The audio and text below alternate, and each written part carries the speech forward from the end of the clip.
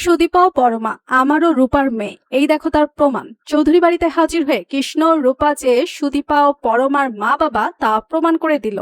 হ্যাঁ বন্ধুরা, আমরা এমনটাই দেখতে পাবো অনুরাগের ছোঁয়া ধারাবাহিকের আগামী পর্বগুলোতে। বিস্তারিত জানতে আমাদের চ্যানেলটি সাবস্ক্রাইব করে ভিডিওটি না টেনে শেষ পর্যন্ত দেখতে থাকুন। সুদীপার জন্ম পরিচয় জানার জন্য কুন্তলার সাথে করে অনাথ আশ্রমে চলে যায় ওই অংশু চৌধুরী।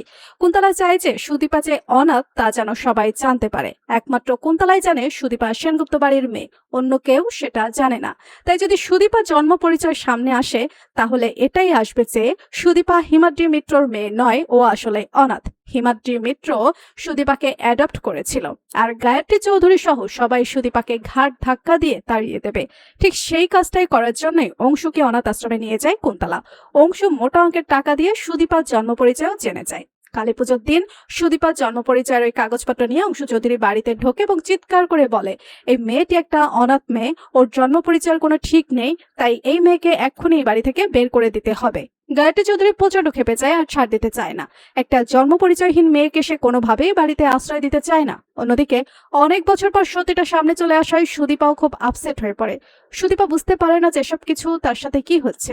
সুদীপা পিসি থেকে জানতে পারে যে হ্যাঁ, সত্যি সে হিমাদ্রি মিত্রর মেয়ে নয়, তার বাবা তাকে অ্যাডপ্ট করেছিল, আর সেটা করেছিল নিজের স্ত্রীকে বাঁচানোর জন্য। সুদীপা যখন নিজেই ওই বাড়ি থেকে চলে যেতে চায় ঠিক তখনই সামনে এসে দাঁড়ায় অন্য কেউ নয়, কৃষ্ণ। কৃষ্ণ ওই ভূমিকম্প থেকে বেঁচে যায় এবং রূপাকে খুঁজতেই চৌধুরী বাড়িতে চলে আসে, কারণ কৃষ্ণর কাছে খবর থাকে যে রূপা বেঁচে আছে এবং রূপা চৌধুরী বাড়িতে আছে।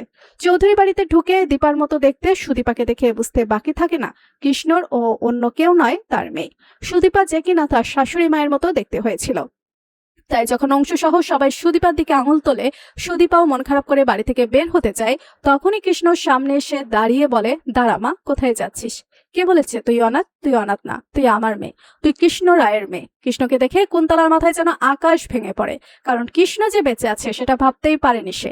সুদীপা এসব কিছু বুঝতে পারে না, ভাবতে থাকে কি হচ্ছে এসব। ঠিক তখনই কৃষ্ণ সব ছবি, সব প্রমাণ, সবকিছুই দেখায় সবাইকে, এবং সবাই জানতে পারে কৃষ্ণই সুদীপার বাবা, অনাথ নয়, বরং ভালো বংশের মেয়ে সুদীপা, সেটা সবাই জেনে যায়। তো বন্ধুরা, তোমরা কি এমনটাই চাও কৃষ্ণ যেন শেষ মুহূর্তে এভাবে প্রমাণ নিয়ে হাজির হয়, সবার মুখে ঝামা ঘষে দেয়? কমেন্ট করে জানিয়ে দাও তোমাদের মতামত। ভিডিওটি ভালো লাগলে লাইক, কমেন্ট, শেয়ার করুন। আমাদের চ্যানেলে নতুন হয়ে থাকলে চ্যানেলটি সাবস্ক্রাইব করে রাখুন, যেন অনুরাগের ছোঁয়া ধারাবাহিকের যে কোনো নতুন আপডেট সবার আগে পৌঁছে যায় আপনাদের কাছে।